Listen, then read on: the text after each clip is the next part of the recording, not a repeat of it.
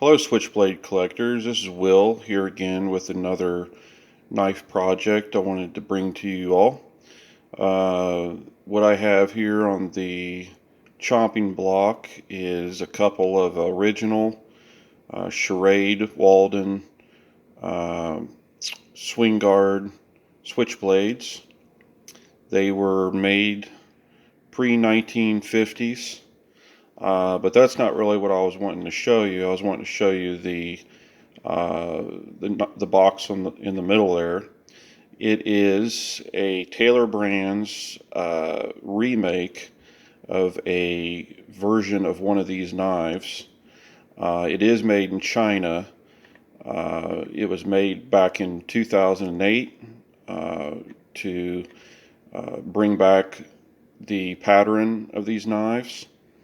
It is made, it wasn't made as a switchblade. It was made as a manual version of these switchblades here. They look very close.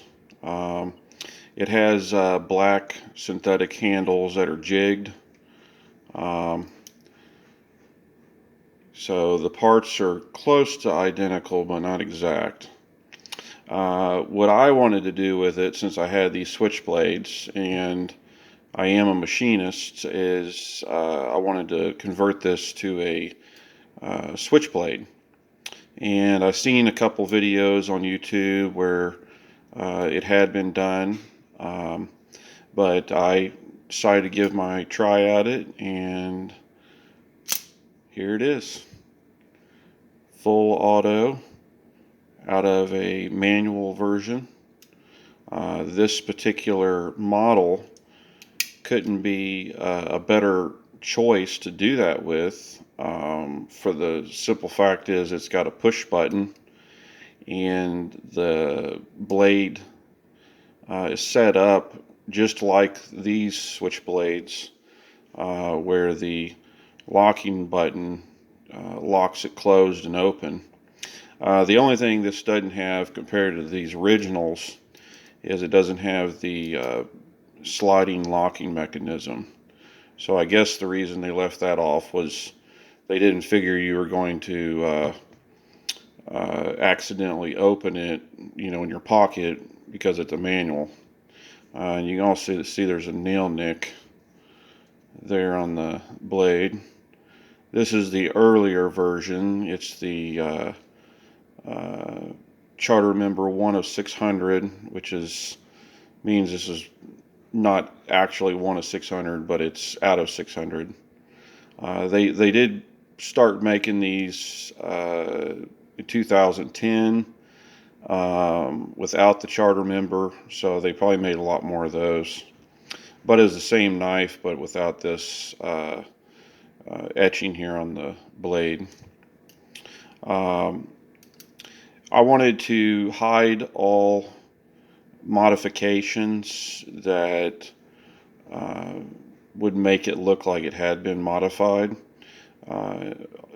Some people that have done this knife before needed to put an extra pin in right behind this one to hold the spring, the kick spring, and I was able to hide it in between the liners by making blind holes on either side. And I'll get to that in a minute. But it functions just like the original. There's no peaking. The blade's down below the liners. It's got the same kick and everything. But if you are interested in how I did it, continue watching, as I will go through some images and talk about the build.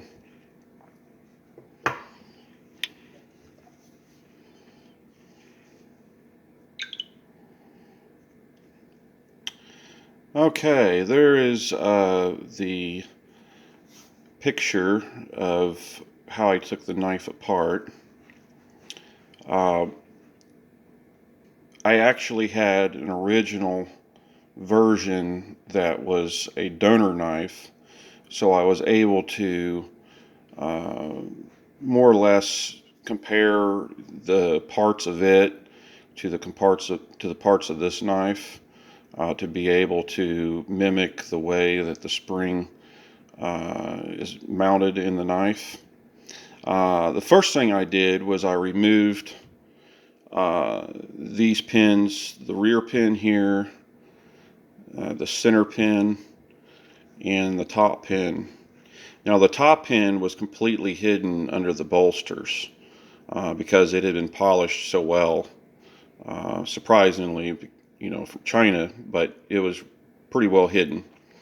Um, what I wound up doing is I took a diamond burr, which is a ball, and I have several different sizes of this little burr here, and I put it in my Dremel tool. There we go. And I was able to basically carefully dish that rivet out on one side down to where it took most of the peened head out, and then you can stick the knife on something that can clear that pin and use a very small 16th diameter pin punch and tap them out. So basically that pin, and that pin. Since this pin was hidden and I couldn't see it, when I took both of these out, I was able to take the sides and shimmy it a little bit, and it exposed where the peened head was. It kind of wrinkled up the peen part. So then I was able to see exactly where to take the Dremel and dish it out to knock it out. So after those three are out, the sides come off. You don't have to take the plastic handles off the liners. They are attached by little rivets. There's one couple at the top there, and there's one right there on each side. So you don't have to take the handles all the way off the liners. That all stays together.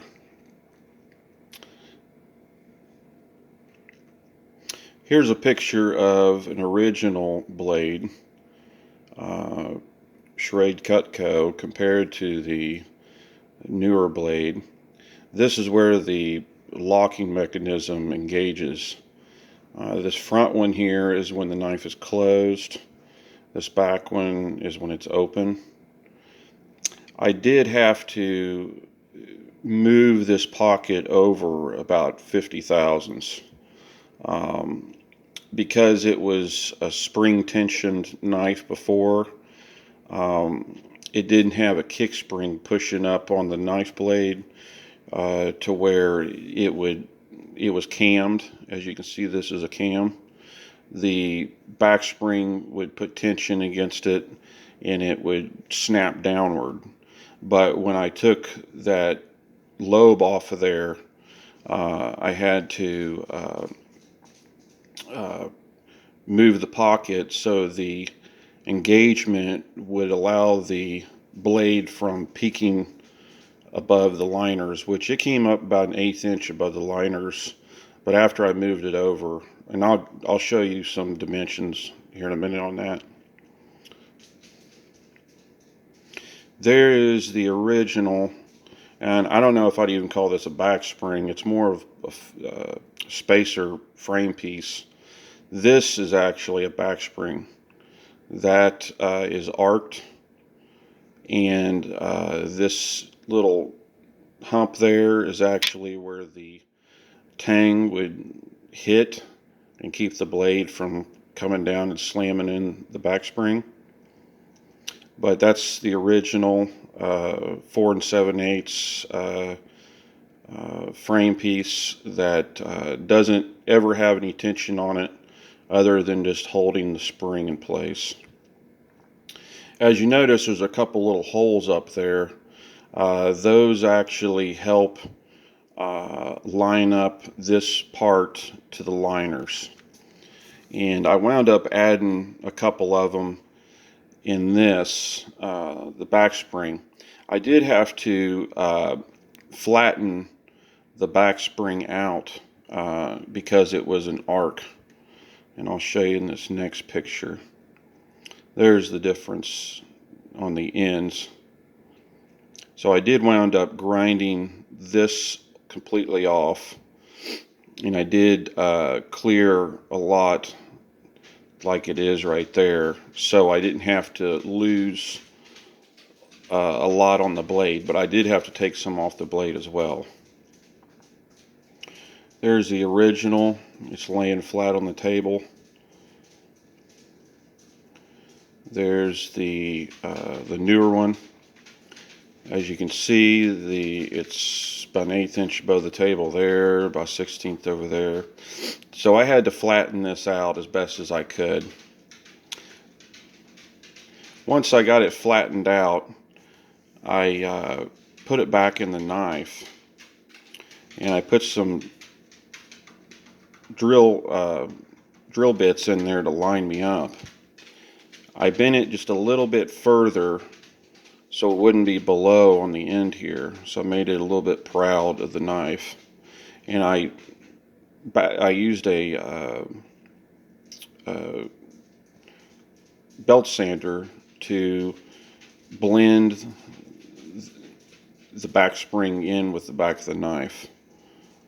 And it was a little proud, so it didn't eat into the handles so much. It did hit a little bit, but I was able to polish most of that off. Okay, after I did that, this back spring is actually hardened. So I decided to add a couple dowels, and I made them out of a number 48 drill bit, which is 76 thousandths diameter. I used the shank of the drill bit, and I just cut it off. To be able to put a hole through that back spring, I used a 5/64 carbide end mill, and I was able to put pins to hold it in its location, and then I just picked a spot about here in the middle, and I put a hole through the back spring here, in through the liner, and I went down about a 1/16 into the handle on the other side. And it's a blind hole, because if you went through, you would bust out the other side. I did that for this one as well. And when I got it done on that side, I would take the spring and move it over on this liner over here, put pins in it, and then chase down through those holes into this side as well. So once you cut these drill bits, you can sandwich it together, and it does help with flexing, because the pin, you can see how far off the pin distance is from the original. That's where the original pin is on the old style knife, and that's where they've put the newer one. There is a little hump that has to be ground flat. Just make sure you don't grind it so far it breaks into the hole. And when the spring flexes, that pin there helps when it lays flat against that back spring there with the tension. It doesn't lose spring tension, so it supports it right there. Once I got those holes in there, I put the dowels in. I put the back spring up against, I actually had to make a little cutout there, as you've seen in the previous, let's see here, that's the original. That's where it was. So I had to transfer that groove out, that ball groove, to this newer one. I put the spring in its place, and I used a drill bit, that same number 48 drill, and I butted it up right next to the spring and then drilled a hole. And then I made a drill bit with a point on it, and then I would sandwich the two together, and it would transfer the dot, the center line of that hole, to that. So I didn't have to go through the whole knife or anything. Once I got all the holes in, I put all the dowels in, I was able to sandwich it together. I did have to do some relieving of both down here, as I showed you before, and I had to relieve around this cam, which normally would push out on the back spring and create tension. So you don't want this to be pushing on this at all. You want it to be as close as possible, but you don't want to take it all off the blade, because then the button lever won't engage the blade as much. So I didn't want to go too far into it. And also I had the original blade to scribe around.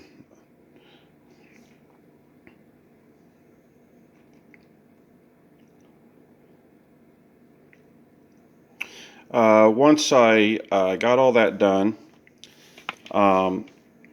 since I'm a machinist, I was able to create, turn on a lathe, some custom pin diameters. So I was able to turn custom pins that were 76 thousandths diameter for that hole and that hole. And this is a 104 diameter pin. And I was able to turn a custom one that size. If you can't get a 76 or a 104, you can use drill bits that are that size. These are either number, letter, fractional, whatever is closest to 104 to 76. I haven't ever used a drill bit to make a pin out of. I do believe they're soft enough that you can roll the top over like on a head. But the best way to do it is to actually just make it custom, or order some custom stock that's steel, that's soft. Here is a picture of after I tigged and moved the pocket over. It came up to 95 thousandths on the front there, and 109 on the rear. And the total width was 172. So what I did was I lined up that pocket. I turned my vise so that pocket was straight, and when I TIG welded on this side, so the button, the lever would catch farther up on the knife blade, and it would require the blade to be shut further and not peak like I mentioned earlier. So that took care of the peaking problem.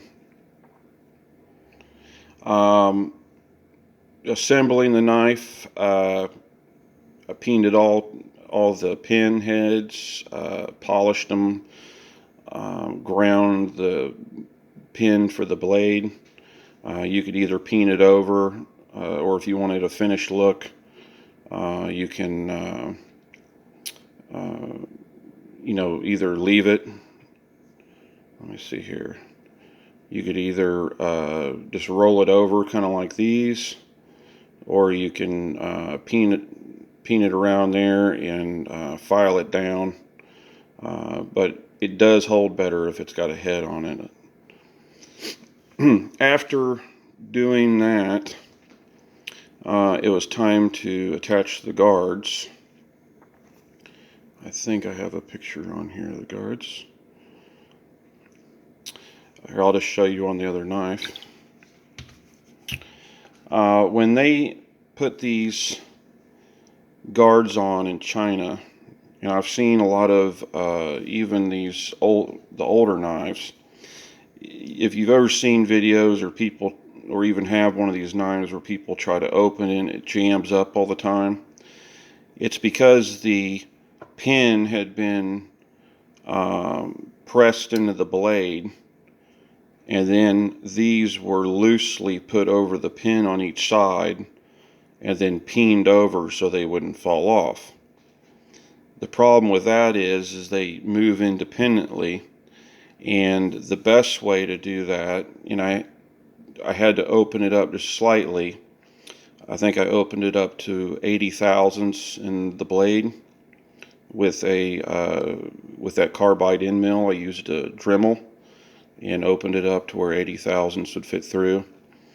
And these were 79 thousandths. I made a pin for it, which would press in to each one. So the pin would roll through the blade, but it was pressed into each handle. As a result, both of them are locked together, but they're loose on the blade. And it fires a lot better. I've done that fix on both these other knives, or actually one of them.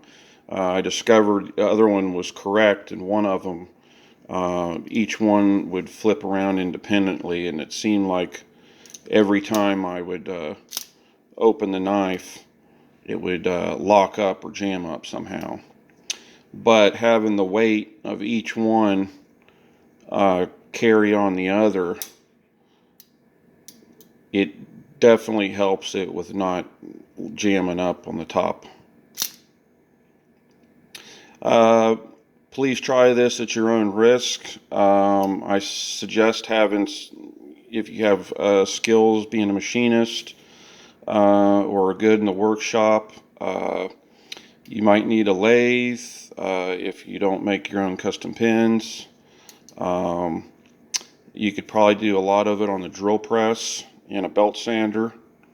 I did have to take the blade, so it pretty much would use quite a few tools that are in a machine shop. If you have any questions or comments, please leave them. I'll be more than happy to view. Thank you so much.